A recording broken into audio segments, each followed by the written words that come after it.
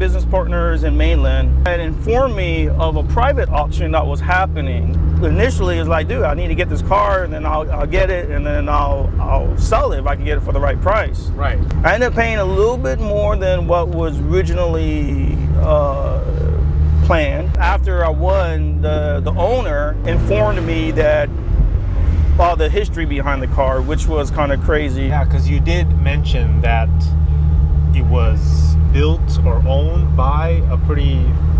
Not owned, it was built, it was commissioned by the previous owner of this, commissioned Katayama, Shuji Katayama, which is with people who follow the Japanese endurance racing and stuff like that. He was a pretty dominant name for Japan, right, and for Mazda. He's a pretty famous guy. Yes.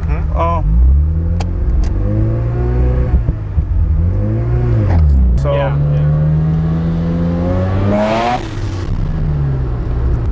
Kind of you can feel the road, you know? Oh yes.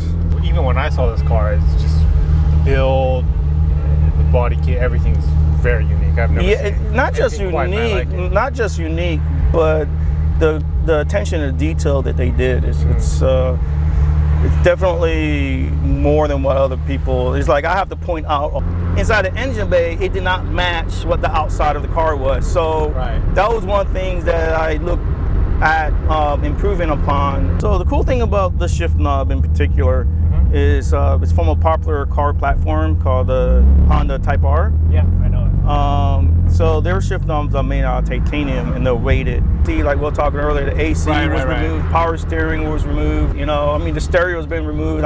The gauges are going to be placed in place of where the stereo was. Kind of the fluff.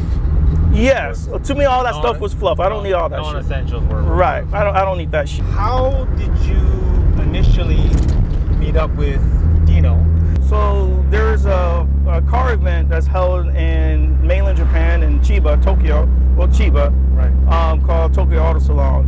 And I've heard of that one. Yes, big, right? Yeah, it's very big. Yeah, and I introduced myself, let him know about the car, and I politely introduced myself and got his attention. And from that point, we talked about coming down to do a little piece on the car. Dino, he's an avid GTR guy. Okay. So you're two. So my friends, they have GTRs that are nice GTRs. So I offered him these two cars because I know he would appreciate that, being a GTR fan himself.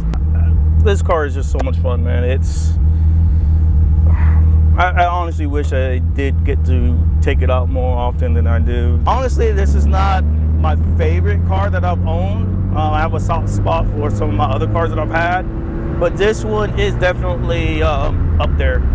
This car gives me my jollies just looking at it. You know, it could be parked in the garage and I could just look at it and I just start to, you know, but it's a cool car, man.